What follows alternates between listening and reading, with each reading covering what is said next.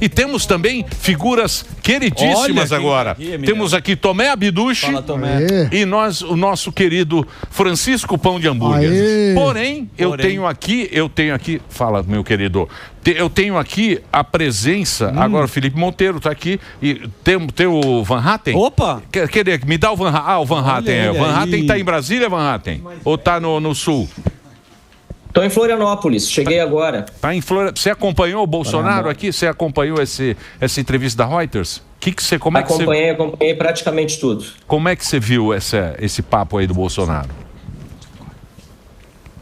Olha, Emílio, na prática o Bolsonaro hoje é um preso político, porque ele não pode sair de casa, não pode falar com determinadas pessoas, não pode usar as redes sociais, então ainda por cima está censurado, e não pode sair de Brasília, está com tornozeleira eletrônica. Eu concordo com a Deise, que falou agora há pouco. Na verdade, estão ampliando, outra vez, né, a abrangência da mensagem política que o Bolsonaro representa, com toda essa perseguição em cima dele. O governador Romeu Zema, de Minas Gerais, também acabou de fazer, ele está aqui em Florianópolis também, nós temos um evento novo amanhã, ele acabou de fazer um tweet mencionando exatamente isso, né, a solidariedade à família e o fato de que nós estamos vivendo sob um regime de muita perseguição, e é muito parecido com tudo o que aconteceu e segue acontecendo ela. Um pouco mais, talvez, mas de uma forma até um pouco torta, né?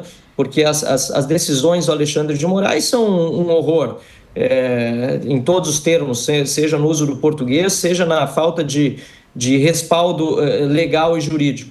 Então, eu só posso expressar que minha solidariedade ao Bolsonaro. Eu ouvi ele falar e, de fato, é uma humilhação que eles pretendem fazer contra ele com essa tornozeleira eletrônica, por exemplo, mas, ao mesmo tempo, estão acirrando os ânimos na sociedade brasileira.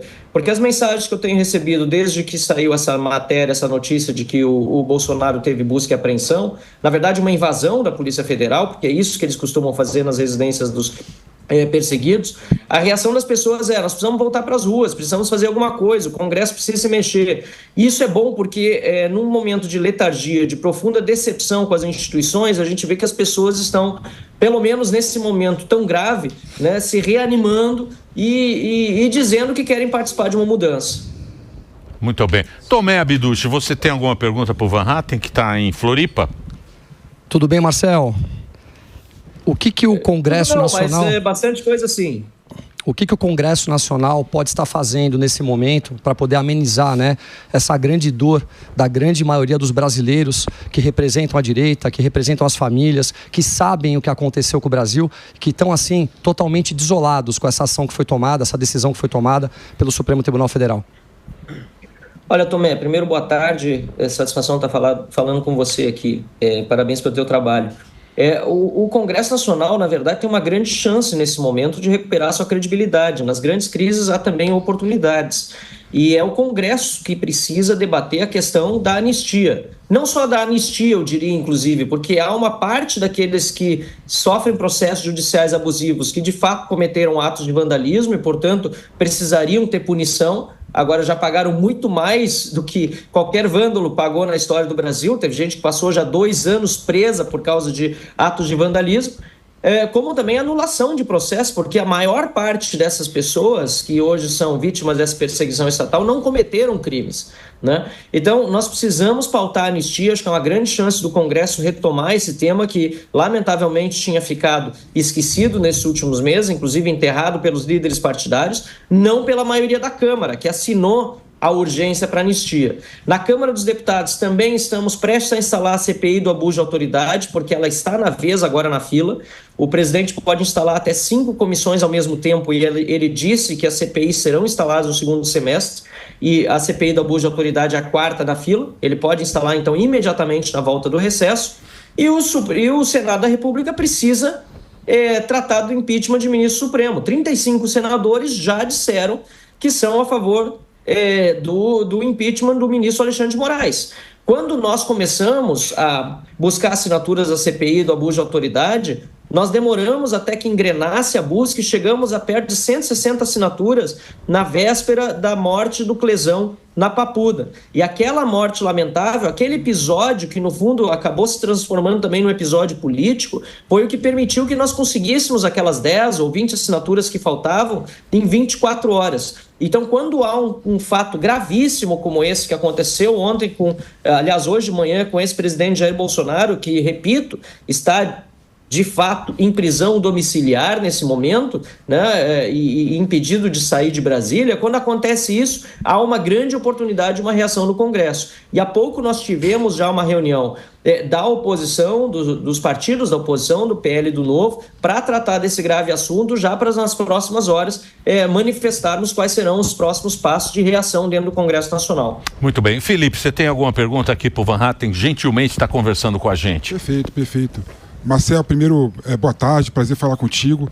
Eu queria que você falasse sobre a direita no Brasil, né? Eu sei que a direita é um corpo heterogêneo, né? Tem várias camadas, mas parte da direita em relação a esse aspecto do tarifaço do Trump se mostrou um pouco entreguista, né? Comemorou, né, a tarifa contra o Brasil como se fosse um ato de heroísmo contra o suposto abuso do judiciário. O que você acha dessa parte da direita? E a esquerda, por outro lado, né, é uma esquerda que se refugia no nacionalismo. Como disse o Samuel Johnson, o nacionalismo às vezes é o refúgio dos canárias, né? E a esquerda também não tem nenhum tipo de parâmetro, nenhum tipo de solução alternativa para o Brasil.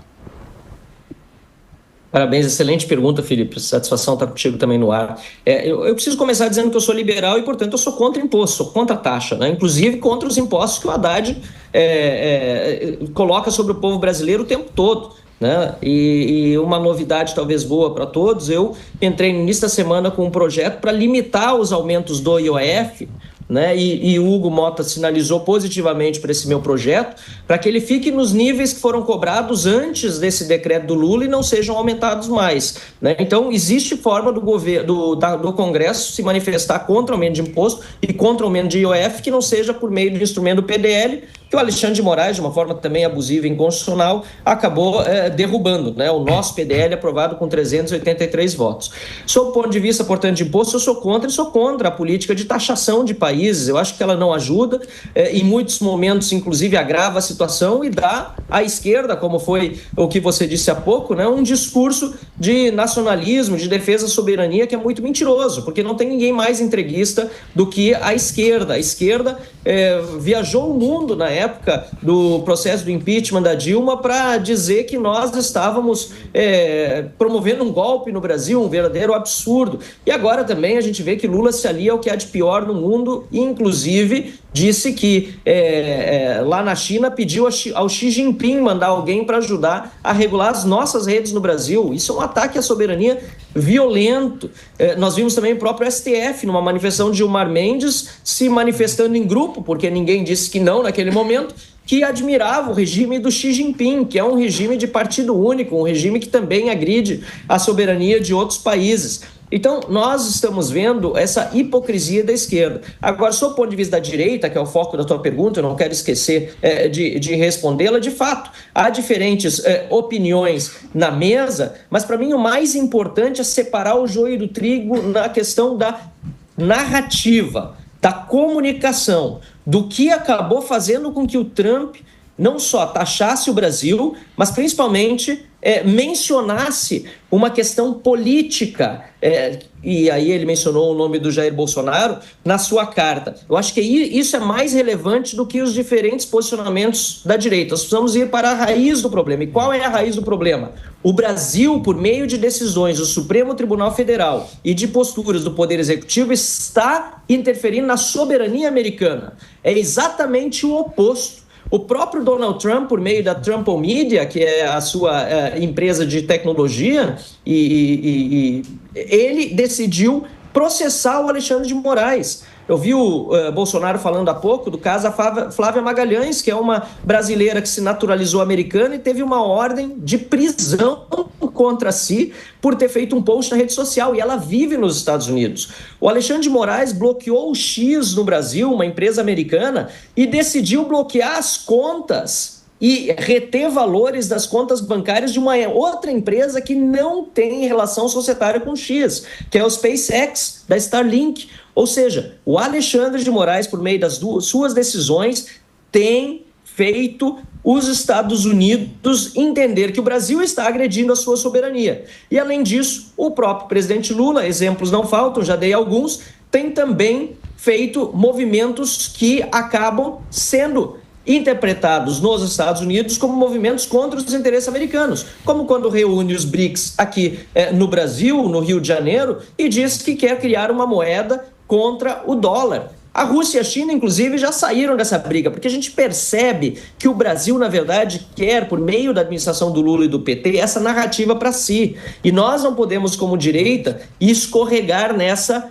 falácia. Esse é o grande ponto. Lula está querendo recuperar a credibilidade, usar até a bandeira, o verde e amarelo, como você falou bem da frase há pouco do refúgio do canalha, nessa defesa da soberania e do nacionalismo, para se dar bem numa eleição em que ele não tem como chegar popular, porque o país está quebrando, o país está com altos índices inflacionários escondidos, mas logo começam a aparecer ainda mais. Nós estamos vendo os investidores internacionais não investindo mais, aliás, muitos saindo em virtude da tributação, e o Lula querendo utilizar o fantasma do imperialismo americano, a mesma estratégia surrada do Maduro, do Fidel Castro, de todos os esquerdistas, para recuperar popularidade e ter alguma chance na eleição do ano que vem. E o Hugo Mota? Qual é do Hugo Mota? O Hugo Mota, cada hora é de um jeito, né? Tem uma hora que você acha que ele é do negócio, ele faz volta diferente e tal. Como é que você está vendo aí o Hugo Mota, o nosso presidente aí da Assembleia? Como é que vocês pensam? Porque é o cara que pode colocar na gaveta, isso. Ele pode protelar as decisões, também é o cara que tem que fazer o acordo. Como é que vocês estão vendo? Você é um cara bastante combativo, a gente vê na tribuna, você falando tal, mas sempre fica essa história, né? Como é que está isso, o nosso presidente aí?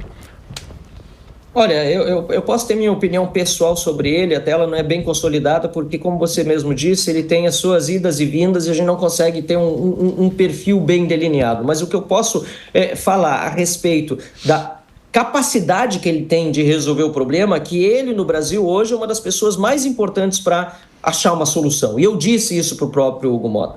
Ele é nada mais, nada menos do que o presidente do Poder Legislativo. Representa todos os deputados federais que representam todos os cidadãos brasileiros, na sua diversidade de opiniões. Então o Hugo Mota, ele está na condição, junto com Davi Alcolumbre, que é presidente do Senado, mas representa os estados, porque o Senado é a casa dos estados. O Hugo Mota tem a condição de fazer a diferença nesse momento. Eu lhe disse isso e ele me ouviu muito atentamente e me pareceu, inclusive, compreender. Ele sabe o papel que tem.